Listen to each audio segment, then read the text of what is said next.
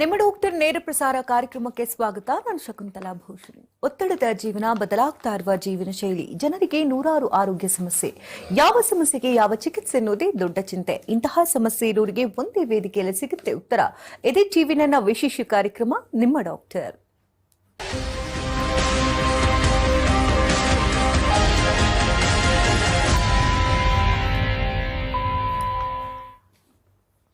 ಬದಲಾಗ್ತಾ ಇರುವಂತಹ ಜೀವನ ಶೈಲಿ ಮತ್ತು ಆಹಾರ ಕ್ರಮದಿಂದ ಅನೇಕ ರೀತಿಯ ಆರೋಗ್ಯ ಸಮಸ್ಯೆಗಳು ಪ್ರತಿಯೊಬ್ಬರನ್ನ ಬೆಂಬಿಡದೆ ಕಾಡ್ತಾ ಇದೆ.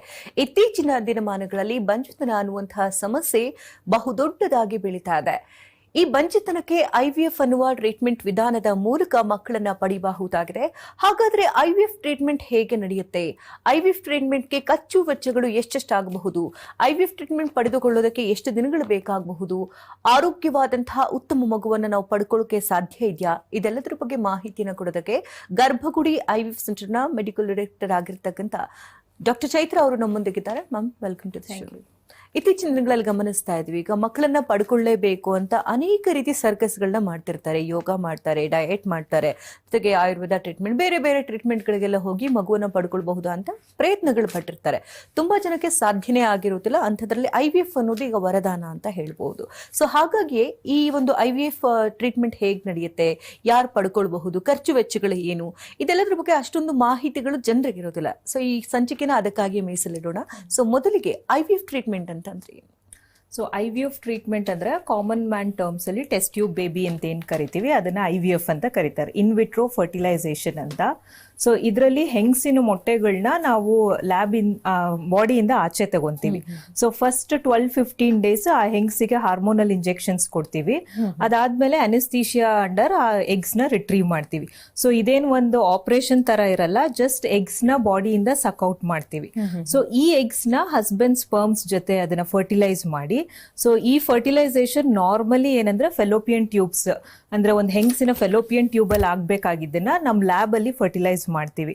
ಸೊ ಹಾಗಾಗಿ ಇದನ್ನ ಇನ್ವಿಟ್ರೋ ಫರ್ಟಿಲೈಸೇಷನ್ ಅಂತ ಕರಿತೀವಿ. ಸೊ ಈ ಭ್ರೂಣಗಳು ಏನಾಗುತ್ತೆ, ಇದು 3 to 5 ಡೇಸ್ ಲ್ಯಾಬ್ ಅಲ್ಲಿ ಗ್ರೋ ಆಗುತ್ತೆ. ಅದಾದ್ಮೇಲೆ ಆ ಹೆಂಗಸಿನ ವೂಂಬ್ ಒಳಗೆ ಅಂದ್ರೆ ಯುಟ್ರಸ್ ಒಳಗೆ ಟ್ರಾನ್ಸ್ಫರ್ ಮಾಡ್ತೀವಿ. ಸೊ ಯಾರ್ಯಾರಿಗೆ ಈ ತರ ಕ್ರಿಯೆಗಳಲ್ಲಿ ತೊಂದರೆ ಇರುತ್ತೋ, ಎಸ್ಪೆಷಲಿ ಮದುವೆ ಆಗಿ ತುಂಬಾ ಜಾಸ್ತಿ ದಿನ ಆಗಿರುತ್ತೆ, ಸೊ ಅವ್ರಿಗೆ ಈ ತರ ಸ್ಟೆಪ್ಸ್ ಅಲ್ಲಿ ತೊಂದರೆ ಇರುತ್ತೆ. ಸೊ ಅಂಥವ್ರಿಗೆ ಈ IVF ಚಿಕಿತ್ಸೆ ತುಂಬಾ ಇಂಪಾರ್ಟೆಂಟ್. ಸಾಮಾನ್ಯವಾಗಿ ನಾವು ಕೇಳ್ಬಿಟ್ಟಿದ್ವಿ ಅಂದ್ರೆ IVF ಅಂತ ಅಂದ್ರೆ ತುಂಬಾನೇ ದುಬಾರಿ ಚಿಕಿತ್ಸೆ, ಇದು ನಾವು ಪಡ್ಕೊಳಕ್ಕಾಗಲ್ಲ ಅಂತ ತುಂಬಾ ಜನ ಮಕ್ಕಳ ಆಸೆನೆ ಕೈ ಬಿಟ್ಟು ಕೂತ್ಕೊಂಡಿರ್ತಾರೆ. ಸೊ ಯಾಕೆ ಇಷ್ಟೊಂದು ಎಕ್ಸ್ಪೆನ್ಸಿವ್ ಅಂತ ಹೇಳ್ತೀರಿ? ಸೊ ಈ ಕಪಲ್ಸ್ ಏನ್ ಮಾಡಿರ್ತಾರೆ ಅಂದ್ರೆ ತುಂಬಾ ಟ್ರೀಟ್ಮೆಂಟ್ ಹೊರಗಡೆ ತಗೊಂಡ್ಬಿಟ್ಟಿರ್ತಾರೆ. ಸೊ ಅವ್ರಿಗೆ IVF ಚಿಕಿತ್ಸೆ ಮೊದಲನೇ ಸ್ಟೇಜ್ ಅಲ್ಲೇ ಬೇಕಾಗಿರುತ್ತೆ ಕೆಲವ್ರಿಗೆ, ಬಟ್ ಅದು ಮಾಹಿತಿ ಅವ್ರಿಗೆ ಸರಿಯಾಗಿ ತಿಳಿದಿರಲ್ಲ. ಸೊ ಹಾಗಾಗಿ ಸುಮ್ನೆ ಸ್ಕ್ಯಾನ್ಗಳು ಮಾಡಿಸೋದು, ಮೆಡಿಸಿನ್ಸ್ ತಗೊಳ್ಳೋದು, ಸುಮಾರು ಸತಿ ಒಂದ್ ಹೆಂಗಸಿಗೆ ನೋಡಿದ್ರೆ ಅವ್ರು ನಮ್ಮ ಹತ್ರ ಬರೋ ಅಷ್ಟೊತ್ತಿಗೆ ಒಂದು 50-60 ಸ್ಕ್ಯಾನ್ಸ್ ಆಗ್ಬಿಟ್ಟಿರುತ್ತೆ. ಪದೇ ಪದೇ ಮಾಡಿದ್ದೇ ಬ್ಲಡ್ ಟೆಸ್ಟ್ ಮಾಡಿಸಿರ್ತಾರೆ, ಮಾಡಿದ್ದೇ ವೀರ್ಯ ಪರೀಕ್ಷೆನ ಮತ್ತೆ ಮತ್ತೆ ಮಾಡಿಸಿರ್ತಾರೆ. ಸೊ ಇದೆಲ್ಲ ಮಾಡಿಸೋ ಅಷ್ಟೊತ್ತಿಗೆ ಅವ್ರು ಒಂದು IVF ಚಿಕಿತ್ಸೆನೆ ಕಂಪ್ಲೀಟ್ ಮಾಡ್ಬೋದು. ಅಷ್ಟು ಮೆಡಿಸಿನ್ಸ್ ತಿಂದಿರ್ತಾರೆ, ಅಷ್ಟು ಆಲ್ರೆಡಿ ಸ್ಪೆಂಡ್ ಮಾಡಿಬಿಟ್ಟಿರ್ತಾರೆ. ಸೊ IVF ಚಿಕಿತ್ಸೆ ಅಂದ್ರೆ ದುಬಾರಿ ಅಂತಲ್ಲ, ಯಾರು ಮೊದಲನೇ ಸ್ಟೇಜ್ ಅಲ್ಲಿ IVF ಬೇಕಾಗುತ್ತೆ ಅವ್ರು ಅವಾಗ್ಲೇ ಆ ಸ್ಟೆಪ್ ನ ತಗೊಂಡ್ಬಿಡ್ಬೇಕು. ಸುಮ್ನೆ ಲೋವರ್ ಫಾರ್ಮ್ಸ್ ಆಫ್ ಟ್ರೀಟ್ಮೆಂಟ್ ನ ಟ್ರೈ ಮಾಡ್ಕೊಂಡು ಅದರಲ್ಲೇ ತುಂಬಾ ಖರ್ಚುಗಳನ್ನ ಮಾಡ್ಕೊಂಡು ಅದಾದ್ಮೇಲೆ IVF ಬಂದಾಗ ಅವರು ಸೋತ್ ಹೋಗಿರ್ತಾರೆ. ಸೊ ಹಾಗಾಗಿ ಇಂಡಿಕೇಶನ್ ಇದ್ರೆ ಮೊದಲನೇ ಸ್ಟೇಜ್ ಅಲ್ಲೇ IVF ಮಾಡೋದು ಬೆಟರ್. ತುಂಬಾ ಜನ ಹೇಳ್ತಿರ್ತಾರೆ ಅಂದ್ರೆ IVF ಟ್ರೀಟ್ಮೆಂಟ್ ಗಿಂತ ಅಂದ್ರೆ ಟೆಸ್ಟ್ ಗಳಲ್ಲೇ ಅದ್ರ ಡಬಲ್ ದುಡ್ಡು ಹೋಗಿರುತ್ತೆ. ಅವ್ರಿಗೆ ಏನಂತಂದ್ರೆ ಮಾಡಿದ್ದೇ ಟೆಸ್ಟ್ ಗಳನ್ನ ಮತ್ತೆ ಮಾಡಿರ್ತಾರೆ, ಡಯಾಗ್ನೋಸ್ ಆಗಿರಲ್ಲ. ಕೆಲವ್ರಿಗೆ ಅನ್ಎಕ್ಸ್ಪ್ಲೇನ್ಡ್ ಇನ್ಫರ್ಟಿಲಿಟಿ, ಕೆಲವ್ರಿಗೆ ಲಾಂಗ್ ಸ್ಟ್ಯಾಂಡಿಂಗ್ ಇನ್ಫರ್ಟಿಲಿಟಿ ಇರುತ್ತೆ, ಇನ್ನು ಕೆಲವ್ರಿಗೆ ವೀರ್ಯದ ಕಣಗಳು ಕಡಿಮೆ ಇರುತ್ತೆ, ಕೌಂಟ್ ಕಡಿಮೆ ಇದೆ ಅಂತ ಗೊತ್ತಿದೆ, ಅಥವಾ ಎಗ್ ಕೌಂಟ್ ಕಡಿಮೆ ಇದೆ ಅಂತ ಗೊತ್ತಿರುತ್ತೆ. ಹಾಗಿದ್ರೂನು ಅವರು ಅದೇ ಟ್ರೀಟ್ಮೆಂಟ್ ಆಗ್ಲಿ, ಲೈಕ್ ಫಾಲಿಕ್ಯುಲರ್ ಮಾನಿಟರಿಂಗ್ ಅಥವಾ IUI ಟ್ರೀಟ್ಮೆಂಟ್ ನ ಪದೇ ಪದೇ ಮಾಡಿಸಿರ್ತಾರೆ. ಸೊ ಆಲ್ಮೋಸ್ಟ್ ಈ ತರ ಟ್ರೀಟ್ಮೆಂಟ್ ಅಲ್ಲೇ ಅವ್ರು ತುಂಬಾ ಖರ್ಚುಗಳನ್ನ ಮಾಡ್ಕೊಂಡ್ ಬಿಟ್ಟಿರ್ತಾರೆ. ಸೊ ಇನಿಷಿಯಲ್ ಇನ್ವೆಸ್ಟಿಗೇಷನ್ ಮೊದಲನೇ ಸತಿನೇ ಈ ಕೌಂಟ್ಸ್ ಏನಾದ್ರೂ ಕಡಿಮೆ ಬಂದು ಡಾಕ್ಟರ್ ಅವರಿಗೆ IVF ಟ್ರೀಟ್ಮೆಂಟ್ ಮಾಡ್ಬೇಕಂದ್ರೆ ಅವಾಗ್ಲೇನೆ ಮಾಡ್ಕೊಳ್ಳೋದು ಬೆಟರ್. ಸೊ ಅನ್ನೆಸೆಸರಿ ಕಾಸ್ಟ್ ಏನು ಅವರು ಸ್ಪೆಂಡ್ ಮಾಡಿರ್ತಾರೆ ಅದನ್ನ ಕಟ್ ಡೌನ್ ಮಾಡ್ಬೋದು. And more over first step ಅಲ್ಲೇ ಯಂಗ್ ಇದ್ದಾಗ್ಲೇನೆ IVF ಚಿಕಿತ್ಸೆಗೆ ಹೋದ್ರೆ ತುಂಬಾ ಅಡ್ವಾನ್ಸ್ಡ್ ಅಡ್ಜುವೆಂಟ್ಸ್ ಎಲ್ಲ ಬೇಕಾಗಲ್ಲ.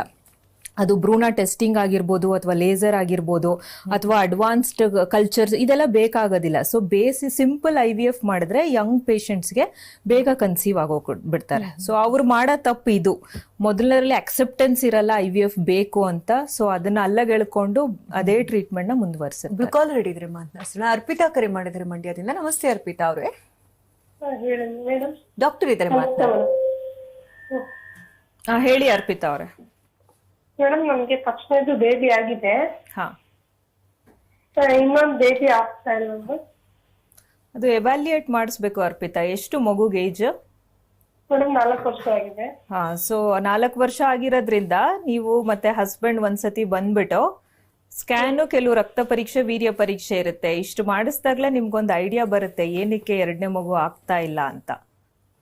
ಸೊ ಅದು ಮಾಡಿಸ್ಕೊಂಡ್ರೆ ಏನ್ ಚಿಕಿತ್ಸೆ ಹೇಳ್ತಾರೋ ಅದನ್ನ ಇಮಿಡಿಯೇಟ್ ಮುಂದುವರೆದ್ರೆ ಆಗುತ್ತೆ. ಎಷ್ಟಾಗುತ್ತೆ ಮೇಡಮ್ ಅಮೌಂಟ್? ಎಲ್ಲಿ ಬರೋದು ಮೇಡಮ್ ಹಾಸ್ಪಿಟಲ್? ಅದು ನಿಮ್ಗೆ ಎಂಡ್ ಆಫ್ ದ ಟ್ರೀಟ್ಮೆಂಟ್ ಅಲ್ಲಿ ಡಿಸ್ಪ್ಲೇ ಮಾಡ್ತಾರೆ. ಸೊ ಕಾಸ್ಟ್ ಎಲ್ಲ ಅದು ನೀವು ಹಾಸ್ಪಿಟಲ್ಗೆ ಬಂದ್ರೆ ನಿಮ್ಗೆ ಏನೇನ್ ಬ್ಲಡ್ ಟೆಸ್ಟ್ ಬೇಕಾಗುತ್ತೆ ಅನ್ನೋದು ನೋಡ್ಬಿಟ್ಟು ಹೇಳ್ತಾರೆ.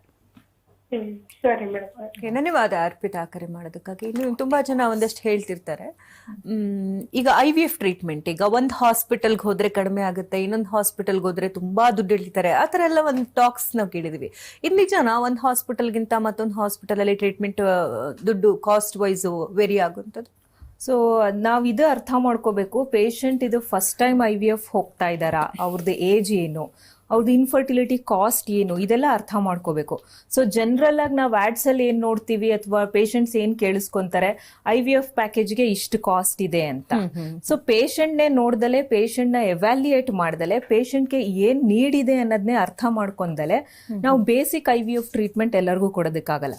ಜಸ್ಟ್ ಎಗ್ಸ್ ನ ಆಚೆ ತೆಗೆದು ಸ್ಪರ್ಮ್ಸ್ ಭ್ರೂಣ ಮಾಡ್ಬಿಟ್ಟು ಒಳಗ್ ಬಿಡ್ತಿದಂಗೆ ಮಿರಾಕ್ಯುಲಸ್ ಆಗಿ ಪ್ರೆಗ್ನೆನ್ಸಿ ಆಗೋದಿಲ್ಲ. ಸೊ ಈ ಪೇಷಂಟ್ಗೆ ಏನ್ ನೀಡ್ ಇದೆ, ಯಾವ ಕಾರಣಕ್ಕೆ ಇವ್ರಿಗೆ ಪ್ರೆಗ್ನೆನ್ಸಿ ಆಗ್ತಾ ಇಲ್ಲ ಅನ್ನೋದನ್ನ ಅರ್ಥ ಮಾಡ್ಕೊಳ್ಳೋದು ಇಂಪಾರ್ಟೆಂಟ್. ಸೊ ಹಾಗಾಗಿ ನಾವು ಗರ್ಭಗುಡಿನಲ್ಲಿ ಇಷ್ಟೇ ಆಗುತ್ತೆ 50,000 ಪ್ಯಾಕೇಜ್ 60,000 ಪ್ಯಾಕೇಜ್ ಅಂತ ಅನೌನ್ಸ್ ಮಾಡೋದಿಲ್ಲ. ಸೊ ಪೇಷಂಟ್ ಬಂದಾಗ ಅವ್ರಿಗೆ ರಿಕ್ವೈರ್ಮೆಂಟ್ ಹೇಳ್ತೀವಿ. ಕೆಲವ್ರಿಗೆ ಸ್ಪರ್ಮ್ಸ್ ನ ಟೆಸ್ಟಿಸ್ ಇಂದ ತೆಗಿಬೇಕಾದ್ ಬರ್ಬೋದು, ಸೊ ಅವಾಗ ಆಬ್ವಿಯಸ್ಲಿ ಕಾಸ್ಟ್ ಜಾಸ್ತಿ ಆಗುತ್ತೆ. ಇನ್ ಕೆಲವ್ರಿಗೆ ಲೇಸರ್ ಬೇಕಾಗ್ಬೋದು, ಅಂದ್ರೆ ಆ ಭ್ರೂಣನ ಅದು ತುಂಬಾ ಕವಚ ಗಟ್ಟಿ ಇರುತ್ತೆ, ಸೊ ಅದನ್ನ ಒಡೆಯೋದಕ್ಕೆ ಲೇಸರ್ ಬೇಕಾಗ್ಬೋದು. ಕೆಲವ್ರಿಗೆ ಅವ್ರ ವೆಯ್ಟ್ ಇಂದ, ಅವ್ರ ಅದರ್ ಇಶ್ಯೂಸ್ ಇಂದ ಇಂಜೆಕ್ಷನ್ ಡೋಸೇಜಸ್ ಜಾಸ್ತಿ ಬೇಕಾಗ್ಬೋದು ಅಥವಾ ಹೈಲಿ ಪ್ಯೂರಿಫೈಡ್ ಇಂಜೆಕ್ಷನ್ಸ್ ಬೇಕಾಗ್ಬೋದು. ಸೊ ಹಾಗಾಗಿ ಒಂದು ಪೇಷಂಟ್ಗೂ ಇನ್ನೊಂದು ಪೇಷಂಟ್ಗೂ ಅವರ ನೀಡ್ ಅಗತ್ಯದ ಪ್ರಕಾರ ನಾವು IVF ನ ಫಾರ್ಮುಲೇಟ್ ಮಾಡ್ತೀವಿ. ಸೊ ಗರ್ಭಗುಡಿದು ಒಂದು ಇದೇನಂದ್ರೆ ಅವ್ರು ನಮ್ಮಲ್ಲಿ ಇಂಡಿವಿಜುವಲೈಸ್ಡ್ ಪ್ರೋಟೋಕಾಲ್ಸ್ ಇರುತ್ತೆ. ಅಂದ್ರೆ ಪೇಷಂಟ್ಗೆ ಅವ್ರದ್ದು ವೆಯ್ಟ್ ಏನಿದೆ, ಅವ್ರ ಪ್ರೀವಿಯಸ್ ಹಿಸ್ಟ್ರಿ ಹೇಗಿದೆ, ಅವರ ಪ್ರೀವಿಯಸ್ IVF ಯಾವ ಕಾರಣದಿಂದ ಫೇಲ್ ಆಗಿರ್ಬೋದು, ಅಥವಾ ಆ ಪೇಷಂಟ್ ಹಸ್ಬೆಂಡ್ ಅಲ್ಲಿ ಏನ್ ತೊಂದರೆಗಳು, ಇದನ್ನೆಲ್ಲ ನೋಡಿ ಇಂಡಿವಿಜುವಲೈಸ್ಡ್ ಪ್ರೋಟೋಕಾಲ್ ಅಂತ ಮಾಡ್ತೀವಿ. ಅದ್ರ ಪ್ರಕಾರ ಡೆಫಿನೆಟ್ ಆಗಿ ಕಾಸ್ಟ್ ವೇರಿ ಆಗುತ್ತೆ. ಅಂದ್ರೆ ಒಂದು ದಂಪತಿಗೆ ಮತ್ತೆ ಮತ್ತೊಂದು ದಂಪತಿಗೆ ಅಂದ್ರೆ ಖಂಡಿತ ವೇರಿಯೇಷನ್ಸ್ ಇದ್ದೇ ಇರುತ್ತೆ. ಸೊ ಎಲ್ಲಾ ಪೇಷಂಟ್ಸ್ಗೂ ಒಂದೇ ತರ ಟ್ರೀಟ್ಮೆಂಟ್ ನ ಆಫರ್ ಮಾಡೋದಕ್ಕಾಗಲ್ಲ. ಯಾಕೆಂದ್ರೆ ಅವ್ರದ್ದು ಇನ್ಫರ್ಟಿಲಿಟಿ ಕಾಸ್ಟ್ ಬೇರೆ ಇರುತ್ತೆ, ಬೇರೆಯವ್ರದ್ದು ಇನ್ಫರ್ಟಿಲಿಟಿ ಕಾಸ್ಟ್ ಬೇರೆ ಇರುತ್ತೆ. ಮೋರ್ ಓವರ್ ಏಜ್ ಡಿಫ್ರೆನ್ಸಸ್ ಬೇರೆ ಇರುತ್ತೆ. ಅವ್ರಿಗೆ ಯಾಕೆ ಆಗ್ತಾ ಇರಲ್ಲ ಅನ್ನೋದ್ರ ಎಲ್ಲಾದ್ರಲ್ಲೂ ಡಿಫ್ರೆನ್ಸ್. ಕೆಲವ್ರಿಗೆ ಹಿಂದೆ ಫೇಲ್ಯೂರ್ಸ್ ಆಗಿರ್ಬೋದು, ಸೊ ಅದೇ ಟ್ರೀಟ್ಮೆಂಟ್ ನ ನಾವು ಇದ್ ಮಾಡೋದಕ್ಕಾಗಲ್ಲ. ಸೊ ಇನ್ನು ಕೆಲವು ಪೇಷಂಟ್ಸ್ ನೋಡಿದೀವಿ, ಎಲ್ಲೋ ಹೋಗಿ ಕೇಳ್ಕೊಂಡ್ ಬಂದಿರ್ತಾರೆ 50,000-60,000 ಮಾಡ್ತೀವಿ ಅಂತ. ಸೊ ನಮ್ಮಲ್ಲಿ ಬಂದಾಗ ಅವ್ರಿಗೆ ಅನ್ಸುತ್ತೆ ಇಲ್ಲಿ ಕಾಸ್ಟ್ ಜಾಸ್ತಿನಾ ಏನಂತ. ಅದು ಆ ತರ ಆಗೋದಿಲ್ಲ. ಸೊ ಫಸ್ಟ್ ನಿಮ್ಮ ಇನ್ಫರ್ಟಿಲಿಟಿ ಸಮಸ್ಯೆ ಏನು, ಹಿಂದೆ ನಿಮ್ಗೆ ಯಾವ ಕಾರಣಕ್ಕೆ ಫೇಲ್ಯೂರ್ ಆಗಿರ್ಬೇಕು, ಇದನ್ನೆಲ್ಲ ಅರ್ಥ ಮಾಡ್ಕೊಂಡು ಏನಕ್ಕೆ ನಾವು ಪರ್ಟಿಕ್ಯುಲರ್ ಟ್ರೀಟ್ಮೆಂಟ್ ನ ಪೇಷಂಟಿಗೆ ಸಜೆಸ್ಟ್ ಮಾಡಿದೀವಿ, ಒಂದು ಅಡ್ವಾನ್ಸ್ಡ್ ಟ್ರೀಟ್ಮೆಂಟ್ ನ ಏನಕ್ಕೆ ಸಜೆಸ್ಟ್ ಮಾಡಿದೀವಿ ಅಂತ ಕೌನ್ಸಿಲರ್ಸ್ ಮೂಲಕ ಅದನ್ನ ಅರ್ಥ ಮಾಡ್ಕೊಂಡು ಡೆಫಿನೆಟ್ ಆಗಿ ಹೆಜ್ಜೆ ಇಟ್ರೆ ಫಸ್ಟ್ ಅಟೆಂಪ್ಟ್ ಅಲ್ಲೇ ಸಕ್ಸಸ್ ರೇಟ್ಸ್ ಬರೋ ಚಾನ್ಸಸ್ ಜಾಸ್ತಿ. ಈಗ ನಮ್ಮ ಗರ್ಭಗುಡಿನಲ್ಲಿ ಫಸ್ಟ್ ಅಟೆಂಪ್ಟ್ಗೆ ಎಸ್ಪೆಷಲಿ ನಮಗೆ ಬರೋ ಪೇಷಂಟ್ಸ್ ಯೂಶಲಿ ತುಂಬಾ ಲಾಂಗ್ ಮ್ಯಾರಿಡ್ ಲೈಫ್ ಇರುತ್ತೆ, ಪದೇ ಪದೇ ಫೇಲ್ಯೂರ್ಸ್ ಆಗಿರ್ತವೆ. ಅಂಥ ಪೇಷಂಟ್ಸ್ಗೂ 65-70% ಫಸ್ಟ್ ಅಟೆಂಪ್ಟ್ ಅಲ್ಲೇ ಸಕ್ಸಸ್ ಆಗೋ ಚಾನ್ಸ್ ಇರುತ್ತೆ. ಸೊ ಹಾಗಾಗಿ ಅವ್ರ ಸಮಸ್ಯೆಗಳನ್ನ ಅರ್ಥ ಮಾಡ್ಕೊಂಡು ಕೌನ್ಸಿಲಿಂಗ್ ತಗೊಂಡಾಗ ಅವ್ರಿಗೆ ಅರ್ಥ ಆಗುತ್ತೆ ಏನಕ್ಕೆ ಒಂದು ಕೆಲವ್ರಿಗೆ ನೀಡ್ ಜಾಸ್ತಿ ಇರುತ್ತೆ ಅಂತ. ಕೆಲವೊಂದು ದಂಪತಿಗಳು ತುಂಬಾನೇ ಸ್ಪೆಂಡ್ ಮಾಡ್ತಿರ್ತಾರೆ ಅಂದ್ರೆ IVF ಟ್ರೀಟ್ಮೆಂಟ್ಗಾಗಿ. ಈ ಬಗ್ಗೆ ಏನ್ ಹೇಳ್ತೀರಿ? ಅದನ್ನೇ ನಾನು ಹೇಳಕ್ ಇಷ್ಟಪಡೋದು, ಎವ್ಯಾಲ್ಯೂಯೇಷನ್ ತುಂಬಾ ಇಂಪಾರ್ಟೆಂಟ್. ಯಾವ ರೀಸನ್ಗೆ, ಇವನ್ ಆಫ್ಟರ್ 1-2 IVF ಫೇಲ್ಯೂರ್ ಆಗಿರ್ಬೋದು, ಟ್ರಾನ್ಸ್ಫರ್ಸ್ ಫೇಲ್ಯೂರ್ ಆಗಿರ್ಬೋದು, ಇದು ತುಂಬಾ ಇಂಪಾರ್ಟೆಂಟ್. ಯಾವ ಕಾರಣಕ್ಕೆ ಆಗ್ತಾ ಇದೆ ಅಂತ ಮೋಸ್ಟ್ ಪೇಷಂಟ್ಸ್ ಬಂದಾಗ ಹೇಳೋದು, ಏನು ಕಾರಣ ಹೇಳಲಿಲ್ಲ ಮೇಡಮ್, ಏನಕ್ಕೆ ಅಂತ ಗೊತ್ತಿಲ್ಲ ಅಂತ. ಸೊ ಅವ್ರದ್ದು ಹಿಸ್ಟ್ರಿ, ಅವ್ರದ್ದು ಪ್ರೀವಿಯಸ್ ಟ್ರೀಟ್ಮೆಂಟ್ ಅಥವಾ ಎಂಬ್ರಿಯಾಲಜಿ ರೆಕಾರ್ಡ್ಸ್ ನೋಡಿದಾಗ ಖಂಡಿತ ನಮ್ಗೊಂದು ಅಂದಾಜ್ ಸಿಗುತ್ತೆ. ಕೆಲವು ಸತಿ ನಮ್ಮಲ್ಲೇ ಫಸ್ಟ್ ಟೈಮ್ ಫೇಲ್ಯೂರ್ಸ್ ಆಗಿರುತ್ತೆ. ಸೊ ಆ ಎಂಬ್ರಿಯೋ ಭ್ರೂಣ ಹೇಗ್ ಬಿಹೇವ್ ಮಾಡಿದೆ ಲ್ಯಾಬ್ ಅಲ್ಲಿ, ಯಾವ ಕಾರಣಕ್ಕೆ ಇವ್ರಿಗೆ ಟ್ರಾನ್ಸ್ಫರ್ ಫೇಲ್ ಆಗಿರ್ಬೋದು ಅಂತ ನಾವು ನೆಕ್ಸ್ಟ್ ಅಟೆಂಪ್ಟ್ ಅಲ್ಲಿ ಅದನ್ನ ರಿಅಸೆಸ್ ಮಾಡ್ತೀವಿ. ಸೊ ಎಸ್, ಅವಾಗ ಸ್ವಲ್ಪ ಕಾಸ್ಟ್ ಅವ್ರಿಗೆ ಜಾಸ್ತಿ ಆಗುತ್ತೆ, ಬಟ್ ಆ ಎವ್ಯಾಲ್ಯೂಯೇಷನ್ ತುಂಬಾ ಇಂಪಾರ್ಟೆಂಟ್. ಇಲ್ಲ ಅಂತಂದ್ರೆ ಪದೇ ಪದೇ ಅದೇ ತರ IVF ಮಾಡಿ ಫೇಲ್ಯೂರ್ ಆಗಿ ಬಿಟ್ಬಿಡ್ತಾರೆ ಅವ್ರು. ಅಂದ್ರೆ ಈ IVF ಟ್ರೀಟ್ಮೆಂಟ್ ತಗೊಳ್ಕೊಂತ ಸಂದರ್ಭದಲ್ಲಿ ತುಂಬಾನೇ ಹಾರ್ಮೋನ್ಸ್ ಇಂಜೆಕ್ಷನ್ಸ್ ಕೊಡ್ತಾರೆ, ಕೆಲವ್ರಿಗೆ ಇನ್ಫೆಕ್ಷನ್ಸ್ ಆಗಿರುತ್ತೆ, ಸೊ ಅದಕ್ಕೂ ಇಂಜೆಕ್ಷನ್ ತಗೊಳ್ಬೇಕಾಗತ್ತೆ ಅಂತ ನಾವು ಕೇಳ್ಪಟ್ಟಿದ್ದೇವೆ. ಅಂದ್ರೆ ಈ ಟ್ರೀಟ್ಮೆಂಟ್ ಅಂದ್ರೆ ಒಬ್ರಿಂದ ಒಬ್ರಿಗೆ ತಗೊಳ್ಬೇಕಾದ್ರೆ ಈ ಹಾರ್ಮೋನ್ ಇಂಜೆಕ್ಷನ್ ಕೊಡುವಂತ ಸಂದರ್ಭದಲ್ಲಿ ಬೇರೆ ಬೇರೆ ತರ ಇಂಜೆಕ್ಷನ್ಸ್ ಗಳಿರುತ್ತಾ? ಸೊ ಅದ್ರಲ್ಲೂ ಕೂಡ ಕಾಸ್ಟ್ ವೇರಿ ಆಗೋ ಚಾನ್ಸಸ್ ಇರುತ್ತಾ? ಕೆಲವ್ರಿಗೆ ವೆಯ್ಟ್ ಜಾಸ್ತಿ ಇರುತ್ತೆ, ಇನ್ ಕೆಲವ್ರಿಗೆ ರಿಸೆಪ್ಟಾರ್ ಲೆವೆಲ್ ಅಲ್ಲಿ ಪಾಲಿಮಾರ್ಫಿಸಮ್ಸ್ ಅಂತ ಕರಿತೀವಿ. ಸೊ ಅಂತವ್ರಿಗೆ ಡೋಸೇಜ್ ಜಾಸ್ತಿ ಬೇಕಾಗುತ್ತೆ. ಸೊ ಅವ್ರದ್ದು ಪ್ರೀವಿಯಸ್ IVF ಸೈಕಲ್ ಅಲ್ಲಿ ಅವ್ರು ಎಷ್ಟು ಡೋಸ್ ಯೂಸ್ ಮಾಡಿದ್ರು, ಅವ್ರು ಯಾವ ತರ ಅದಕ್ಕೆ ರೆಸ್ಪಾನ್ಸ್ ಬಂದಿತ್ತು, ಯಾವ ತರ ಇಂಜೆಕ್ಷನ್ಸ್ ನ ಚೇಂಜ್ ಮಾಡಿದ್ರೆ ಇವ್ರದ್ದು ಎಗ್ ಕ್ವಾಲಿಟಿ ಇಂಪ್ರೂವ್ ಆಗ್ಬೋದು ಅಥವಾ ಇವ್ರದ್ದು ಔಟ್ಕಮ್, ಸೈಕಲ್ ಔಟ್ಕಮ್ ಇಂಪ್ರೂವ್ ಮಾಡ್ಬೋದು ಅನ್ನೋದನ್ನ ನಾವು ರಿಅಸೆಸ್ ಮಾಡಿರ್ತೀವಿ. ಸೊ ಕೆಲವ್ರಿಗೆ ಯೂರಿನರಿ ಪ್ರಾಡಕ್ಟ್ಸ್ ಚೀಪರ್ ಇಂಜೆಕ್ಷನ್ ಕೊಟ್ರೇನೆ ಕ್ವಾಲಿಟಿ ಚೆನ್ನಾಗಿ ಬರುತ್ತೆ. ಇನ್ನು ಕೆಲವ್ರಿಗೆ ಪ್ರೀವಿಯಸ್ IVF ಅಲ್ಲಿ ಫೇಲ್ಯೂರ್ ಆಗಿರೋ ಅಂತವ್ರಿಗೆ, ಎಸ್ಪೆಷಲಿ ಕೆಲವರು ಎಗ್ ಕ್ವಾಲಿಟಿ ಚೆನ್ನಾಗಿಲ್ಲ ಅಂತ ಬರ್ತಾರೆ. ಸೊ ಅಂತವ್ರಿಗೆ ಸ್ವಲ್ಪ ಹೈಯರ್ ಇಂಜೆಕ್ಷನ್ಸ್, ಹೈಯರ್ ಡೋಸೇಜ್ ಅಲ್ಲಿ ಅಥವಾ ಹೈಲಿ ಪ್ಯೂರಿಫೈಡ್ ಇಂಜೆಕ್ಷನ್ಸ್ ಬರುತ್ತೆ. ಸೊ ಅದು ಸ್ವಲ್ಪ ಎಕ್ಸ್ಪೆನ್ಸಿವ್ ಆದ್ರೂ ಅಂತವ್ರಿಗೆ ಎಗ್ ಕ್ವಾಲಿಟಿ ಡೆಫಿನೆಟ್ ಆಗಿ ಇಂಪ್ರೂವ್ ಆಗುತ್ತೆ. ಈಗ ತುಂಬಾ ಜನ ಒಂದು ಅಸಂಪ್ಷನ್ ಅಂತ ಇರ್ಬೋದು, ಅಂದ್ರೆ ನಾವು ಜಾಸ್ತಿ ಖರ್ಚು ಮಾಡಿದ್ರೆ ಒಳ್ಳೆ ಬೇಬಿ ಪಡ್ತೀವಿ ಅಂತ ಒಂದು ಅನ್ಕೊಂಡಿರ್ತಾರೆ. ಅಸಂಪ್ಷನ್ಸ್ ಅಂತ ಹೇಳ್ತೀರಾ ನೀವು, ಏನ್ ಹೇಳ್ತೀರಿ? ಇದು ಮಿತ್ಸ್ ಅದು. ಸೊ ನೀವು ತಗೊಳ್ಳೋ ಇಂಜೆಕ್ಷನ್ ಮೇಲಾಗ್ಲಿ ಅಥವಾ ನೀವು ಸ್ಪೆಂಡ್ ಮಾಡಿರೋ ಕಾಸ್ಟ್ ಮೇಲಾಗ್ಲಿ ಮಗುದು ಆರೋಗ್ಯ ಚೆನ್ನಾಗಾಗುತ್ತೆ ಅಥವಾ ಚೆನ್ನಾಗಿರೋ ಮಗು ಹುಟ್ಟುತ್ತೆ ಅನ್ನೋ ತಪ್ಪು. ಸೊ ಬೇಸಿಕಲಿ ಏನಂತಂದ್ರೆ ಒಂದು ಮಗುವುದು ಅದು ಜೆನೆಟಿಕ್ ಕಾಂಪೋಸಿಷನ್ ಮೇಲೆ ಡಿಪೆಂಡ್ ಆಗುತ್ತೆ, ಅದು ತಾಯಿ ತಂದೆ ಮೇಲೆ ಡಿಪೆಂಡ್ ಆಗಿರುತ್ತೆ. ಸೊ ಅದು IVF ಪರ್ಸೆ ಇಂದ ಅದು ಆಲ್ಟರ್ ಆಗೋದಿಲ್ಲ. So even cheaper form of treatment ಅಲ್ಲೇ ಅವ್ರಿಗೆ ಮಗು ಪಡ್ಕೊಳ್ಳೋ ಸಾಧ್ಯತೆ ಇದ್ರೆ ಖಂಡಿತ ಅದನ್ನ ಪಡ್ಕೋಬಹುದು. ಸೊ ಕ್ವಾಲಿಟಿ ಇಂಜೆಕ್ಷನ್ ಇಂದ ಬೆಟರ್ ಮಗು ಹುಟ್ಟುತ್ತೆ ಅನ್ನೋದೆಲ್ಲ ಮಿತ್ಸ್. ಈಗ ನೀವೇ ಹೇಳ್ತಾ ಇದ್ದಾರೆ, ಈಗ ತುಂಬಾ ಜನ ಪೇಷಂಟ್ಸ್ ನಿಮ್ ಹತ್ರನು ಬರ್ತಾರೆ, ಎಷ್ಟೋ ಸರಿ IVF ಟ್ರೀಟ್ಮೆಂಟ್ ತಗೊಂಡಿರ್ತಾರೆ, ಫೇಲಿಯರ್ಸ್ ಆಗಿರುತ್ತೆ. ಸೊ ಈಗ ಒಂದು ಹಾಸ್ಪಿಟಲ್ ಅಂತ ಬಂದಾಗ ಅಂದ್ರೆ IVF ಟ್ರೀಟ್ಮೆಂಟ್ಗೆ ಹೋಗುವಂತ ಸಂದರ್ಭದಲ್ಲಿ ಪೇಷಂಟ್ಸ್ ದಂಪತಿಗಳಾದಂತವ್ರು ಏನನ್ನ ಕಂಪ್ಲೀಟ್ ಆಗಿ ಮನದಲ್ಲಿ ಇಟ್ಕೊಳ್ಬೇಕಾಗತ್ತೆ, ಏನನ್ನ ನೋಡ್ಬೇಕಾಗತ್ತೆ, ಹೇಗೆ ಹಾಸ್ಪಿಟಲ್ ನ ಚೂಸ್ ಮಾಡೋದು? ಸೊ ಫಸ್ಟ್ ಅಟೆಂಪ್ಟ್ ಅಲ್ಲೇ ಮಗುನ್ ಪಡ್ಕೋಬೇಕು ಅನ್ನೋ ಆಸೆ ಎಲ್ಲರಿಗೂ ಇರುತ್ತೆ. ಯಾಕೆಂದ್ರೆ IVF ಜರ್ನಿ ಅನ್ನೋದು 2 to 3 months ಹಿಡಿಸುತ್ತೆ, ತುಂಬಾ ಕಾಸ್ಟ್ಲಿ ಪ್ರೊಸೀಜರ್, ಅಷ್ಟೊಂದು ಮೆಡಿಕೇಶನ್ಸ್ ನ ತಗೋಬೇಕಾಗುತ್ತೆ. ಸೊ ಈ ಟೈಮಲ್ಲಿ ಮೇನ್ಲಿ ಏನಂತಂದ್ರೆ ರಿಸಲ್ಟ್ ಓರಿಯೆಂಟೆಡ್ ಇರಬೇಕು. ಇಲ್ಲಾಂದ್ರೆ ಇದೇ ಪೇಷಂಟ್ಸ್ ಕಾಸ್ಟ್ ಓರಿಯೆಂಟೆಡ್ ಇದ್ರೆ ಪದೇ ಪದೇ ಅದೇ ತರ IVF ಮಾಡಿ ಫೇಲ್ಯೂರ್ ಆಗ್ತಾರೆ ಹೊರತು ರಿಸಲ್ಟ್ಸ್ ಬರೋದಿಲ್ಲ. ಸೊ ಯಾವಾಗ್ಲೂ ಒಂದು ಹಾಸ್ಪಿಟಲ್ ನ ಚೂಸ್ ಮಾಡ್ಬೇಕಾದ್ರೆ ರಿಸಲ್ಟ್ ಓರಿಯೆಂಟೆಡ್ ಇರಲೇಬೇಕು. ಮತ್ತೆ ನಾನು ಆಗ್ಲೇನೆ ಹೇಳ್ದಂಗೆ ಗರ್ಭಗುಡಿನಲ್ಲಿ ಸಕ್ಸಸ್ ರೇಟ್ಸ್ ಬಂದು 65 to 70% ಫಸ್ಟ್ ಅಟೆಂಪ್ಟ್ ಅಲ್ಲೇ ಇದೆ. ಸೊ ಯಾವುದೇ ಒಂದು ಪೇಷಂಟ್ಗೆ ಒಂದೇ ತರ ಟ್ರೀಟ್ಮೆಂಟ್ ಇರೋದಿಲ್ಲ, ಮತ್ತೆ ಎಲ್ಲರಿಗೂ ನಾನು ಹೇಳ್ದಂಗೆ ಕಾಸ್ಟ್ ಕೂಡ ಸೇಮ್ ಇರೋದಿಲ್ಲ. ಸೊ ಫಸ್ಟ್ ಬಂದು ಅಪ್ರೋಚ್ ಮಾಡಿದಾಗ ಯಾವಾಗ್ಲೂ ಪೇಷಂಟ್ಸ್ ರಿಸಲ್ಟ್ ನ ಮೈಂಡ್ ಅಲ್ಲಿ ಇಟ್ಕೊಂಡಿರ್ಬೇಕು. ಅವ್ರದ್ದು ಎವ್ಯಾಲ್ಯೂಯೇಷನ್ ಕಂಪ್ಲೀಟ್ ಮಾಡ್ಕೊಂಡು ಡಾಕ್ಟರ್ ಜೊತೆ ಸಮಾಲೋಚನೆ ನಡೆಸಬೇಕು. ಯಾವ್ಯಾವ ಟ್ರೀಟ್ಮೆಂಟ್ ತಗೊಂಡ್ರೆ ಅವ್ರಿಗೆ ಬೆನಿಫಿಟ್ ಆಗುತ್ತೆ, ಏನಾರ ಅಡ್ವಾನ್ಸ್ಡ್ ಟ್ರೀಟ್ಮೆಂಟ್ ತಗೊಂಡ್ರೆ ಈ ತರ ಮತ್ತೆ ಪದೇ ಪದೇ ನೆಗೆಟಿವ್ ಆಗೋದನ್ನ ತಪ್ಪಿಸ್ಬೋದಾ ಅಂತ. ಸೊ ಈ ಕೌನ್ಸಿಲಿಂಗ್ ಮೂಲಕ ಅವ್ರಿಗೇನೇ ನಾವು ಎಕ್ಸ್ಟ್ರಾ ಸಜೆಸ್ಟ್ ಮಾಡಿದ್ರು ಸೊ ಅದು ವರ್ತ್ ಇದೆಯಾ ಅಂತ ಅವರೇ ಅದನ್ನ ಅವಲೋಕನ ಮಾಡಿಕೊಂಡು ಡಿಸಿಷನ್ಸ್ ನ ತಗೋಬೇಕಾಗುತ್ತೆ. ಇನ್ನಷ್ಟು ಮಾಹಿತಿನ ಪಡ್ಕೊಳ್ತೀನಿ. IVF ಖರ್ಚು ವೆಚ್ಚದ ಬಗ್ಗೆ ಮಾತನಾಡ್ತಾ ಇದ್ವಿ. ಈ ಬಗ್ಗೆ ಮಾತನಾಡೋದಕ್ಕೆ ಗರ್ಭಗುಡಿ IVF ಸೆಂಟರ್ನ ಅಸಿಸ್ಟೆಂಟ್ ಮೆಡಿಕಲ್ ಡೈರೆಕ್ಟರ್ ಆಗಿರ್ತಕ್ಕಂಥ ಡಾಕ್ಟರ್ ಚೈತ್ರ ಅವರು ನಮ್ಮೊಂದಿಗಿದ್ದಾರೆ. ಇನ್ನಷ್ಟು ಮಾಹಿತಿಯನ್ನು ಪಡ್ಕೊಳ್ಳೋಣ. ಆಗ್ಲೇ ಮಾತನಾಡ್ತಾ ಇದ್ವಿ IVF ಟ್ರೀಟ್ಮೆಂಟ್ ಬಗ್ಗೆ. ಈಗ ಮೊದಲನೇ ಮಗು ಆಗಿರುತ್ತೆ, ಎರಡನೇ ಮಗುಗೆ ಹವಣಿಸ್ತಾ ಇರ್ತಾರೆ, ಅನೇಕ ರೀತಿ ಟ್ರೀಟ್ಮೆಂಟ್ ಅನ್ನ ತಗೊಂಡಿರ್ತಾರೆ, ಸುಮಾರು ಸರಿ ಫೇಲಿಯರ್ಸ್ ಆಗಿರುತ್ತೆ. ಸೊ IVF ಅಂದ್ರೆ ವರದಾನ, ಸ್ವಲ್ಪ ಯಾವುದೇ ರೀತಿ ಟೆನ್ಷನ್ಸ್ ಇರೋದಿಲ್ಲ. ಸೊ ಅದ್ರ ಮುಖಾಂತರವಾಗಿ ಬೇಗ ಮಾಡ್ಕೊಳ್ಬಹುದು, ಒಂದೊಂದು ಐಡಿಯಾಗಳಿರುತ್ತೆ. ಸೊ ಅಂಥವ್ರದ ಖರ್ಚು ವೆಚ್ಚಗಳಾಗಿರ್ಬೋದು ಅಥವಾ ನ್ಯಾಚುರಲ್ ಆಗಿ ಈಗ ಮಕ್ಕಳು ಆಗದೇನೆ ಫಸ್ಟ್ ಟೈಮ್ ಬಂದು ಮಕ್ಕಳು ಮಾಡ್ಕೊಳ್ಳುವಂಥದ್ದು. ಸೊ ಈ ಒಂದು ಕಾಸ್ಟ್ ವೇರಿಯೇಷನ್ ಏನಾದ್ರು ಡಿಫ್ರೆನ್ಸ್ ಇರುತ್ತಾ? ಮೊದಲನೇ ಮಗು ಆಗ್ಲಿ ಎರಡನೇ ಮಗು ಆಗ್ಲಿ ಆಲ್ಮೋಸ್ಟ್ ಕಾಸ್ಟ್ ವೇರಿಯೇಷನ್ಸ್ ಬರೋದಿಲ್ಲ. ಸೊ ಒಂದು ಮಗು ಆಗದಲೇ ಇರೋ ರೀಸನ್ಗೆ ಒಂದು ಇನ್ಫರ್ಟಿಲಿಟಿ ಕಾಸ್ ಅಂತ ಇದ್ದೇ ಇರುತ್ತೆ. ಸೊ ಅದೇನ್ ಕಾಸ್ ಇದೆ ನೋಡ್ಕೊಂಡು ಸಪೋಸ್ IVF 2ನೇ ಮಗು ಆದ್ರೂ IVF ನಾವು ಸಜೆಸ್ಟ್ ಮಾಡಿದ್ರೆ ಅವ್ರಿಗೆ ಕಾಸ್ಟ್ ಆಲ್ಮೋಸ್ಟ್ ಸೇಮೇ ಬೀಳುತ್ತೆ.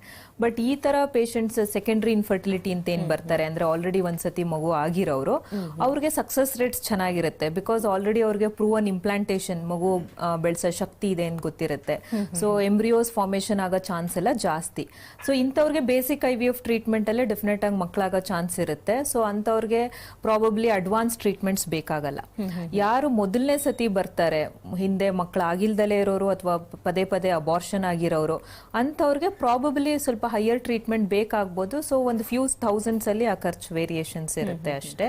ಬಟ್ ಎಲ್ಲಾರ್ಗು ನಾವು ಅಷ್ಟೇ ಸೀರಿಯಸ್ ಆಗಿ ಎವ್ಯಾಲ್ಯೂಯೇಟ್ ಮಾಡಿ ನಾವು ಟ್ರೀಟ್ಮೆಂಟ್ ನ ಸಜೆಸ್ಟ್ ಮಾಡ್ಬೇಕು. ಸುಮಾರು ಕಡೆ ನೋಡಿದ್ವಿ ಅಂದ್ರೆ ಒಂದು ಪ್ಯಾಕೇಜ್ ಅಂತ ಒಪ್ಕೊಳ್ತಾರೆ. ಸೊ ಒಂದು ಸರಿ ಹೋದ ತಕ್ಷಣ ಅಲ್ಲಿ ಏನೇನ್ ಟೆಸ್ಟ್ ಗಳು ಎಲ್ಲಾ ಖರ್ಚು ವೆಚ್ಚ ಎಲ್ಲ ಸೇರಿ ಒಟ್ಟಿಗೆ ಒಂದು ಫೈನಲ್ ಅಮೌಂಟ್ ಅಂತ ಕಟ್ಟೋದು ಆ ತರ ಇರುತ್ತೆ.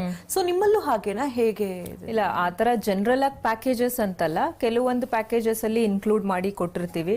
ಸೊ ಈಗ ನಾವು ವರ್ಕೌಟ್ ಮಾಡಿರೋ ಪ್ರಕಾರ ಓವರ್ ಆಲ್ IVF ಪ್ಯಾಕೇಜಸ್ ಮೇಲೆ ರೇಟ್ಸ್ ಎಲ್ಲ ಕಡಿಮೆ ಆಗಿದೆ.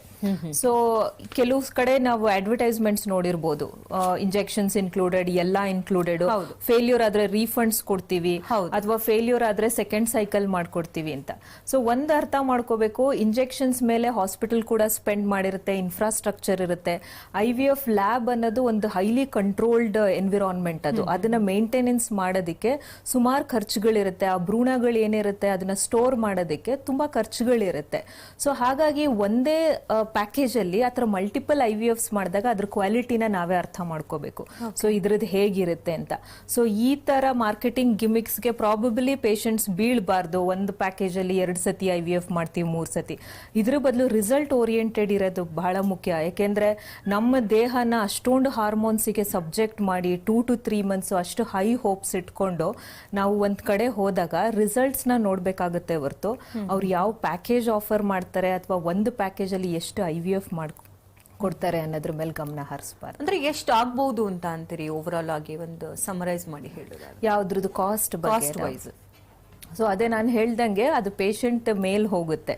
ಸೊ ಅಪ್ರಾಕ್ಸಿಮೇಟ್ಲಿ ಈಗ ಕೆಲವರು 1.2 1.5 ವರ್ಗುನು ಪ್ಯಾಕೇಜಸ್ ಅವೈಲೇಬಲ್ ಇರುತ್ತೆ. ಸೊ ಬೇಸಿಕ್ IVF ಅಂತಂದ್ರೆ ಈ ಕಾಸ್ಟ್ ಅಲ್ಲಿ ಕವರ್ ಆಗುತ್ತೆ. ಗರ್ಭಗುಡಿಯಲ್ಲಿ ಇರ್ತಕ್ಕಂಥ ಆಫರ್ಸ್ ಗಳೇನಿವೆ? ಸೊ ಇವಾಗ ವರ್ಲ್ಡ್ IVF ಡೇ ಅಂತ ಆಯ್ತು ಜುಲೈ ಲಾಸ್ಟ್ ವೀಕ್ ಅಲ್ಲಿ. ಸೊ ಹಾಗಾಗಿ ನಾವು ಫ್ರೀ ಕನ್ಸಲ್ಟೇಷನ್ಸ್ ಕೊಟ್ಟಿದ್ವಿ. ಆಮೇಲೆ ಫ್ರೀ ಸೆಕೆಂಡ್ ಒಪಿನಿಯನ್ಸ್ ನ ಕೊಡ್ತೀವಿ. ಅಂದ್ರೆ ಪೇಷಂಟ್ಸ್ ಪ್ರೀವಿಯಸ್ಲಿ ಫೇಲ್ ಆಗಿರೋರಿಗೆ ಅಟ್ಲೀಸ್ಟ್ ಅವ್ರು ಯಾವ ಕಾರಣಕ್ಕಿಂದ ಆಯ್ತು, ಯಾವ ಟ್ರೀಟ್ಮೆಂಟ್ಗೆ ಅವ್ರು ಪ್ರೊಸೀಡ್ ಆದ್ರೆ ಅವ್ರಿಗೆ ಬೆಟರ್ ಔಟ್ಕಮ್ ಇರುತ್ತೆ ಅಂತ ಈ ತರ ಡಿಸ್ಕಷನ್ಸ್ ಇರಬಹುದು. ಮತ್ತೆ ಓವರ್ ಆಲ್ ಪ್ಯಾಕೇಜಸ್ ನಾವು ಅವಾಗ 25% ಡಿಸ್ಕೌಂಟ್ ಆಫರ್ ಮಾಡಿದ್ವಿ IVF ಪ್ಯಾಕೇಜ್ ಮೇಲೆ. ಸೊ ಫಸ್ಟ್ ಪೇಷಂಟ್ ಬಂದು ಅವ್ರದ್ದು ಸಮಸ್ಯೆನ ಅರ್ಥ ಮಾಡ್ಕೊಂಡು ಎವ್ಯಾಲ್ಯೂಯೇಟ್ ಮಾಡಿ ಅವ್ರಿಗೆ ಏನೇನ್ ಟ್ರೀಟ್ಮೆಂಟ್ ಬೇಕು ಅಂತ ಡಾಕ್ಟರ್ ಹತ್ರ ಸಮಾಲೋಚನೆ ಮಾಡಿ ಬರ್ಸ್ಕೊಂಡಾಗ ನಮ್ಮ ಕೌನ್ಸಿಲರ್ಸ್ ಅವ್ರಿಗೆ ಬೆಸ್ಟ್ ಸೂಟೆಡ್ ಕಾಸ್ಟ್ ನ ಹೇಳ್ತಾರೆ.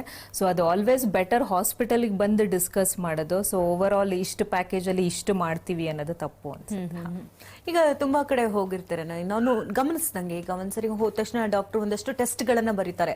ಸೊ ಒಂದು ಟೆಸ್ಟ್ ಈ ಏರಿಯಾದಲ್ಲಿ ಮಾಡಿದ್ರೆ ಇನ್ನೊಂದು ಟೆಸ್ಟ್ ಇನ್ಯಾವುದೋ ಏರಿಯಾಗ ಮಾಡ್ಬೇಕಾಗುತ್ತೆ. ಈ ರೀತಿ ಅಲ್ದೇನೆ ತುಂಬಾ ಜನ ಸುಸ್ತಾಗ್ಬಿಟ್ಟಿರ್ತಾರೆ. ಸೊ ನಿಮ್ಮ ಸ್ಪೆಷಾಲಿಟಿ ಏನು ಹಾಸ್ಪಿಟಲ್? ಸೊ ನಮ್ದು ಹಾಸ್ಪಿಟಲ್ ಅಲ್ಲಿ ಹೇಗೆ ಅಂದ್ರೆ everything is under one roof. ಅಂದ್ರೆ ನಿಮ್ಗೆ ಅಡ್ವಾನ್ಸ್ಡ್ ಟೆಸ್ಟ್ ಬೇಕಾಗ್ಬೋದು ಅಥವಾ ಅಡ್ಜುವೆಂಟ್ ಟ್ರೀಟ್ಮೆಂಟ್ಸ್ ಬೇಕಾಗ್ಬೋದು. ಸೊ ಇದೆಲ್ಲ ನಮ್ದು ಗರ್ಭಗುಡಿನಲ್ಲಿ ಎಲ್ಲಾ ಬ್ರಾಂಚಸ್ ಅಲ್ಲೂ ಸೆಪರೇಟ್ ಆಗಿ ಸಿಗುತ್ತೆ. ಸೊ ಒಂದು ಪೇಷಂಟ್ ನಮ್ಮಲ್ಲಿ ಬಂದ್ರೆ ಜಸ್ಟ್ ಒಂದು ಎಕ್ಸ್ರೇ ಅಥವಾ ಎಕೋಗ್ ಹೊರಗಡೆ ಹೋಗ್ಬೇಕಾಗುತ್ತೆ ಹೊರತು ಇನ್ಫರ್ಟಿಲಿಟಿ ರಿಲೇಟೆಡ್ ಏನೇ ಸಮಸ್ಯೆ ಇದ್ರು ಅದು ಪೇಷಂಟ್ಗೆ ಲ್ಯಾಪ್ರೋಸ್ಕೋಪಿ ಬೇಕಾಗ್ಬೋದು ಅಥವಾ ಬೇರೆ ಸರ್ಜರೀಸ್ ಬೇಕಾಗ್ಬೋದು ಅಥವಾ ಸರ್ಜಿಕಲ್ ಸ್ಪರ್ಮ್ಸ್ ರಿಟ್ರೀವ್ ಮಾಡೋ ಪ್ರೊಸೀಜರ್ಸ್ ಆಗಲಿ ಅಥವಾ IVF ಅಲ್ಲಿ ಏನೇ ಅಡ್ವಾನ್ಸ್ ಟ್ರೀಟ್ಮೆಂಟ್, ಲೇಸರ್ ಇರ್ಬೋದು, ಈರಾ ಟೆಸ್ಟಿಂಗ್ ಅಂತ ಬಂದಿದೆ, ಬ್ಲಾಸ್ಟೋಸಿಸ್ಟ್ ಕಲ್ಚರ್ಸ್ ಅಂತ ಬಂದಿದೆ, ಆ sperms storage system, embryo storage ಎಲ್ಲ ಅಡ್ವಾನ್ಸ್ಡ್ ಎಲ್ಲ ಬ್ರಾಂಚಸ್ ಅಲ್ಲೂ ಇದೆ. ಸೊ ಹಾಗಾಗಿ ಪೇಷಂಟ್ ಒಂದ್ ಕಡೆಯಿಂದ ಇನ್ನೊಂದ್ ಕಡೆಗೆ ಅಲ್ಲಿಯ ಅವಶ್ಯಕತೆ ಇರೋದಿಲ್ಲ. ಎಲ್ಲಾ ಟ್ರೀಟ್ಮೆಂಟ್ ಒಂದೇ ರೂಫಲ್ಲಿ ಆಫರ್ ಮಾಡ್ತೀವಿ. ಇನ್ ಕೇಸ್ ಇವಾಗ ನಿಮ್ಮಲ್ಲೇ ಟ್ರೀಟ್ಮೆಂಟ್ ತಗೊಂಡು ಏನೋ ಒಂದು ನಾನಾ ಕಾರಣಗಳಿಗೆ ಮಗು ಏನೋ ಮಿಸ್ಕ್ಯಾರೇಜ್ ಆಗೋ ಚಾನ್ಸಸ್ ಇರುತ್ತೆ. ಸೊ ಅಂತ ಪೇಷಂಟ್ಸ್ಗೆ ಏನಾದ್ರು ಸ್ಪೆಷಲ್ ಆಫರ್ಸ್ ಆ ಥರದ್ದು ಏನಾದ್ರು? ಅದು ಮಿಸ್ಕ್ಯಾರೇಜ್ ಏನಕ್ಕೆ ಆಯ್ತು ಅನ್ನೋದನ್ನ ನಾವು ಅರ್ಥ ಮಾಡ್ಕೋಬೇಕು. ಸೊ ಅದನ್ನ ಅರ್ಥ ಮಾಡ್ಕೊಂಡು ಅವ್ರದ್ದು ರೆಸಿಡಿಯಲ್ ಬೇರೆ ಭ್ರೂಣಗಳೇನಿದೆ ಅದು ಯೂಸ್ ಮಾಡ್ಬೋದಾ ಅದನ್ನ ನೋಡಿಕೊಂಡು ನಾವು ಸೆಕೆಂಡ್ ಟ್ರಾನ್ಸ್ಫರ್ಗೆ ಪೇಷಂಟ್ ಯಾವಾಗ ಬಂದಾಗ ಡೆಫಿನೆಟ್ ಆಗಿ ಸಮ್ ಡಿಸ್ಕೌಂಟ್ಸ್ನ ಆಫರ್ ಮಾಡಿ ಸೆಕೆಂಡ್ ಟ್ರಾನ್ಸ್ಫರ್ ಅಲ್ಲಿ ಈ ತರ ಮತ್ತೆ ರಿಪೀಟ್ ಆಗ್ದಂಗೆ ಏನ್ ಪ್ರಿಕಾಷನ್ಸ್ ತಗೋಬೇಕೋ ಅದನ್ನ ಖಂಡಿತ ಮಾಡಿರ್ತೀವಿ. ಇನ್ನು IVF ಟ್ರೀಟ್ಮೆಂಟ್ಗೆ ಹೋದ್ರೆ ಜಾಸ್ತಿ ಟ್ವಿನ್ಸ್ ಮಕ್ಕಳಾಗುತ್ತೆ ಅಂತ ಕೇಳ್ಬಿಟ್ಟಿದ್ವಿ, ಯಾಕಿದು? ಸೊ ನಾನು ಆಗ್ಲೇ ಎಕ್ಸ್ಪ್ಲೈನ್ ಮಾಡ್ದಂಗೆ ಒಂದ್ಸತಿ ಎಂಬ್ರಿಯೋಸ್ ಏನಾಗಿರುತ್ತೆ, 3rd ಡೇ ಎಂಬ್ರಿಯೋ ಇರ್ಬೋದು ಅಥವಾ 5th ಡೇ ಎಂಬ್ರಿಯೋ ಇರ್ಬೋದು. ಸೊ ಎಷ್ಟು ನಂಬರ್ ಹಾಕ್ತಿವಿ ಗರ್ಭಕೋಶದೊಳಗೆ ಅನ್ನೋದು ಮ್ಯಾಟರ್ ಆಗುತ್ತೆ. ಸೊ ಒಂದೇ ಎಂಬ್ರಿಯೋ ಆದ್ರೆ ಸಿಂಗಲ್ ಪ್ರೆಗ್ನೆನ್ಸಿ ಆಗುತ್ತೆ, 2 ಎಂಬ್ರಿಯೋಸ್ ಹಾಕಿದ್ರೆ ಟ್ವಿನ್ಸ್ ಆಗೋ ಚಾನ್ಸ್ ಇರುತ್ತೆ, ಯಾಕೆಂದ್ರೆ ಎಲ್ಲಾ ಭ್ರೂಣಗಳು ಹೋಗಿ ಗರ್ಭಕೋಶದೊಳಗಡೆ ಅಂಟೋದಿಲ್ಲ. ಸೊ ಸಕ್ಸಸ್ ರೇಟ್ಸ್ ನ ಮೇಂಟೈನ್ ಮಾಡೋದಕ್ಕೆ ಮೋಸ್ಟ್ IVF ಸೆಂಟರ್ಸ್ 2 ರಿಂದ 3 ಭ್ರೂಣನ ಬಿಡ್ತಾರೆ. ಸೊ ನಮ್ಮ ಹಾಸ್ಪಿಟಲ್ ಅಲ್ಲಿ ಪದ್ಧತಿ ಏನಂದ್ರೆ ಬ್ಲಾಸ್ಟೋಸಿಸ್ಟ್ ಅದು ತುಂಬಾ high potential embryo, day 5 embryo ಇದಾದ್ರೆ 2 ಭ್ರೂಣ ಬಿಡ್ತೀವಿ, ಅಥವಾ ಡೇ 3 ಎಂಬ್ರಿಯೋ ಆದ್ರೆ 2 ರಿಂದ 3 ಭ್ರೂಣ ಬಿಡ್ತೀವಿ. ಸೊ ಇದು ಮೇನ್ಲಿ ಸಕ್ಸಸ್ ರೇಟ್ಸ್ ನ ಮೇಂಟೈನ್ ಮಾಡಕ್ಕೆ, ಯಾಕೆಂದ್ರೆ ಎಲ್ಲಾ ಭ್ರೂಣಗಳು ಗರ್ಭಕೋಶದಲ್ಲಿ ಅಂಟೋದಿಲ್ಲ. ಸೊ 2 ಹಾಕಿದ್ರೆ ಟ್ವಿನ್ಸ್ ಆಗೋ ಚಾನ್ಸ್ ಇರುತ್ತೆ, 3 ಬಿಟ್ಟಿದ್ರೆ ಟ್ರಿಪ್ಲೆಟ್ ಆಗೋ ಚಾನ್ಸು ಇರುತ್ತೆ. ಬಟ್ ಇವಾಗ ಫೀಟಲ್ ರಿಡಕ್ಷನ್ ಅಂತ ಪ್ರೊಸೀಜರ್ ಇದೆ, ಟ್ರಿಪ್ಲೆಟ್ ಆದ್ರೆ 1 ಭ್ರೂಣನ ನಾವು ಒಳಗಡೆನೆ ಕರಗಿಸ್ಬಿಟ್ಟು ಟ್ವಿನ್ಸ್ ನ ಅಲೋ ಮಾಡಬಹುದು. ಸೊ ಆ ಪೇಷಂಟ್ಸ್ಗೆ ಟ್ವಿನ್ಸ್ ಟ್ರಿಪ್ಲೆಟ್ಸ್ ಈ ತರದ್ದೆಲ್ಲ ಬೇಡ ಅಂತಿದ್ರೆ ಸಿಂಗಲ್ ಎಂಬ್ರಿಯೋ ಟ್ರಾನ್ಸ್ಫರ್ಸ್ ನ ಕೂಡ ಮಾಡಿಸ್ಕೋಬಹುದು. ಸೊ ನಮ್ಮ ಹಾಸ್ಪಿಟಲ್ ಅಲ್ಲಿ day 5 blastocyst highly selected grade 1 ಎಂಬ್ರಿಯೋನ ಸಿಂಗಲ್ ಎಂಬ್ರಿಯೋ ಟ್ರಾನ್ಸ್ಫರ್ ಮಾಡಿದಾಗ ಈ ತರ ಟ್ರಿಪ್ಲೆಟ್ ಟ್ವಿನ್ಸ್ ಚಾನ್ಸ್ ಕೂಡ ಇರೋದಿಲ್ಲ, ಸಕ್ಸಸ್ ರೇಟ್ಸ್ ಕೂಡ ತುಂಬಾ ಚೆನ್ನಾಗಿರುತ್ತೆ. ಸೊ ಈಗ ನಾರ್ಮಲ್ ಆಗಿ ನ್ಯಾಚುರಲ್ ಆಗಿ ಬೇಬಿ ಆಗೋದಕ್ಕೂ IVF ಮುಖಾಂತರ ಆಗುವಂತಹ ಮಕ್ಕಳಿಗೂ ಏನಾದ್ರು ಡಿಫ್ರೆನ್ಸ್ ಇರುತ್ತಾ? ಖಂಡಿತ ಇಲ್ಲ. ಸೊ ಈಗ ಆಲ್ರೆಡಿ ಫಸ್ಟ್ IVF ಬೇಬಿ ಬರ್ತ್ ಆಗಿ ಆಲ್ಮೋಸ್ಟ್ 40-45 ಇಯರ್ಸ್ ಆಗ್ತಾ ಬಂದಿದೆ. ಸೊ ಎಲ್ಲಾ ಕಡೆ ಹೇಳ್ತಾ ಇರೋದು ಇದನ್ನೇ. So whether it's a natural pregnancy ಅಥವಾ IVF ಮೂಲಕ ಬರ್ತ್ ಡಿಫೆಕ್ಟ್ಸ್ ಜಾಸ್ತಿ ಆಗುತ್ತೆ ಅಥವಾ ಮಕ್ಕಳಲ್ಲಿ ತೊಂದರೆ ಇರುತ್ತೆ ಅನ್ನೋದು ಕಮ್ಮಿ ಇರುತ್ತೆ ಅಂತೆಲ್ಲ ಇಲ್ಲ. ಒಂದ್ ಅರ್ಥ ಮಾಡ್ಕೋಬೇಕು, IVF ಏನಕ್ಕೆ ಮಾಡಿದೆ, ತಂದೆ ತಾಯಿಗೆ ಏನೋ ತೊಂದರೆ ಇರೋದ್ರಿಂದ, ಏಜ್ ಅಡ್ವಾನ್ಸ್ ಆಗಿರ್ಬೋದು ಅಥವಾ ಈ ತರ ಏನೋ ತೊಂದರೆಗಳಿಗಾಗಿರುತ್ತೆ. ಸೊ ಅದು ಪೇಷಂಟ್ಸ್ ಫ್ಯಾಕ್ಟರ್ಸ್ ಮೇಲೆ ಡಿಪೆಂಡ್ ಆಗಿರುತ್ತೆ ಹೊರತು IVF ಪ್ರೊಸೀಜರ್ ಇಂದ ಮಗುಗೆ ತೊಂದರೆ ಆಯ್ತು ಅಥವಾ ಬುದ್ಧಿಮಾಂದ್ಯತೆ ಆಯ್ತು ಅಥವಾ ಬರ್ತ್ ಡಿಫೆಕ್ಟ್ಸ್ ಆಯ್ತು ಅನ್ನೋದು ತಪ್ಪು. ಸೊ ಜನರಲ್ ಪಾಪ್ಯುಲೇಷನ್ ಅಲ್ಲಿ ಏನು ಅಬ್ನಾರ್ಮ್ಯಾಲಿಟಿ ಇರೋ ಚಾನ್ಸ್ ಇರುತ್ತೋ IVF ಅಲ್ಲೂ ಅಷ್ಟೇ ಇರುತ್ತೆ. ಸೊ ಆ ಭಯನ ಫಸ್ಟ್ ಬಿಟ್ಬಿಡ್ಬೇಕು. ತುಂಬಾ ಸತಿ ಈ ಹೆಸಿಟೇಷನ್ ಇಂದನೇ ಹಲವಾರು ವರ್ಷ ಕಳೆದು ಬಿಟ್ಟಿರ್ತಾರೆ, ಆಮೇಲೆ ಅವ್ರ ಏಜ್ ಇಂದಾನೆ ತೊಂದರೆಗಳಿರುತ್ತೆ ಮಗುಗೆ. ಸೊ ಹಾಗಾಗಿ ಯಂಗ್ ಏಜ್ ಅಲ್ಲೇ IVF ಚಿಕಿತ್ಸೆ ಮಾಡಿಸ್ಕೊಳ್ಳೋದು ತುಂಬಾ ಸೂಕ್ತ, ಅದರಲ್ಲಿ ಒಳ್ಳೆ ಆರೋಗ್ಯವಾದ ಮಗು ಕೂಡ ಪಡಿಬಹುದು. ಈಗ IVF ಟ್ರೀಟ್ಮೆಂಟ್ ಪಡೆದುಕೊಳ್ಳೋದಕ್ಕೆ ಈಗ ರಾಜ್ಯದ ನಾನಾ ಭಾಗ ಕಡೆಯಿಂದ ಕಾರ್ಯಕ್ರಮ ಬರ್ತಿರ್ತಾರೆ. ಸೊ ಬಂದು ಉಳ್ಕೊಳ್ಬೇಕು, ಎಲ್ಲಿ ಉಳ್ಕೊಳ್ಳೋದು, ಈ ಒಂದು ಕನ್ಫ್ಯೂಷನ್ಸ್ ಇರುತ್ತೆ. ಮತ್ತೆ ಎಷ್ಟು ದಿನಗಳ ಕಾಲ ಟ್ರೀಟ್ಮೆಂಟ್ ತೆಗೆದುಕೊಳ್ಬೇಕಾಗತ್ತೆ, ಎಷ್ಟು ದಿನಕ್ಕೊಮ್ಮೆ ಡಾಕ್ಟರ್ನ ವಿಸಿಟ್ ಮಾಡಬೇಕಾಗತ್ತೆ, ಊರಿಂದ ಬರೋಕ್ಕಾಗತ್ತಾ, ಉಳ್ಕೊಳ್ಳೋ ವ್ಯವಸ್ಥೆ ಏನಾದ್ರು ಇದೆಯಾ ಅಂದ್ರೆ? ಸೊ ಗರ್ಭಗುಡಿನಲ್ಲಿ ಹೇಗೆ ಅಂದ್ರೆ ಇದು ಫ್ರೆಶ್ ಎಂಬ್ರಿಯೋ ಟ್ರಾನ್ಸ್ಫರ್ ಆದ್ರೆ 1 ಮಂತ್ ಟ್ರೀಟ್ಮೆಂಟ್ ಬೇಕಾಗುತ್ತೆ. ಅದು ಫ್ರೋಸನ್ ಎಂಬ್ರಿಯೋ ಟ್ರೀಟ್ಮೆಂಟ್ ಆದ್ರೆ 2 to 3 ಮಂತ್ಸ್ ಉಳ್ಕೋಬೇಕಾದ್ ಬರುತ್ತೆ. ಸೊ ಹೊರಗಡೆಯಿಂದ ಬರೋರ್ಗೆ ಹತ್ರದಲ್ಲಿ PG ಫೆಸಿಲಿಟೀಸ್ ಇರುತ್ತೆ. ಮತ್ತೆ ನಮ್ಮಲ್ಲಿ ನೀವು ಕೇಳಿರ್ಬೋದು IPL ಅಂತ ಒಂದು ಸಿಸ್ಟಮ್ ಇದೆ, ಇಂಜೆಕ್ಷನ್ಸ್ ಮೆಡಿಕೇಶನ್ಸ್ ಎಲ್ಲ ಮನೆಗೆ ನಮ್ಮ ಸಿಸ್ಟರ್ ತಗೊಂಡೋಗಿ ಅಡ್ಮಿನಿಸ್ಟರ್ ಮಾಡ್ತಾರೆ. So every day patient physical fitness ನೆಲ್ಲ ಅಸೆಸ್ ಮಾಡಿ ನೀಡಿದ್ರೆ ಅವ್ರನ್ನ ಹಾಸ್ಪಿಟಲ್ ಕರೆಸ್ತೀವಿ, ಇಲ್ಲ ಅಂತಂದ್ರೆ ಆನ್ಲೈನ್ ಕನ್ಸಲ್ಟೇಷನ್ಸ್ ಕೂಡ ನಡೆಯುತ್ತೆ. ಸೊ ಹಾಗಾಗಿ ಪೇಷಂಟ್ಸ್ ಹೊರಗಡೆಯಿಂದ ಬಂದ್ರು ಅವರು ಆರಾಮಾಗಿ ನಮ್ಮಲ್ಲಿ ಟ್ರೀಟ್ಮೆಂಟ್ ತಗೊಂಡು ಸಕ್ಸಸ್ಫುಲ್ ಆಗಿ ಕಂಪ್ಲೀಟ್ ಮಾಡ್ಕೊಂಡು ಹೋಗ್ಬೋದು. ಕಾರ್ಯಕ್ರಮಕ್ಕೆ ಆಗಮಿಸಿ IVF ಬಗ್ಗೆ ಸಂಪೂರ್ಣವಾದಂತಹ ಮಾಹಿತಿಯನ್ನು ತಿಳಿಸಿಕೊಡೋದಕ್ಕಾಗಿ ಧನ್ಯವಾದ. Thank you. ವೀಕ್ಷಕರೇ, ಡಾಕ್ಟರ್ ಚೈತ್ರ ಅವ್ರನ್ನ ಭೇಟಿ ಮಾಡಬೇಕಂದ್ರೆ ಅಡ್ರೆಸ್ ನೋಟ್ ಮಾಡ್ಕೊಳ್ಳಿ. Garbhagudi IVF centre, Hanumanthanagar, Jayanagar, Kalyananagar, electronic city ಮತ್ತು ಮಾರತ್ಹಳ್ಳಿಯಲ್ಲಿ ಬ್ರಾಂಚಸ್ ಇದೆ. ಕಾಂಟ್ಯಾಕ್ಟ್ ನಂಬರ್ ಈ ರೀತಿ ಇದೆ: 888800000909, ಮತ್ತೊಂದು ಸಂಖ್ಯೆ 9591601113, ಮತ್ತೊಂದು ಸಂಖ್ಯೆ 9148499992. www.garbhagudi.com ಗೆ ವಿಸಿಟ್ ಮಾಡಿದ್ರೆ ನೀವು ಹೆಚ್ಚಿನ ಡೀಟೇಲ್ಸ್ ಅನ್ನು ಪಡ್ಕೊಳ್ಬಹುದಾಗಿದೆ.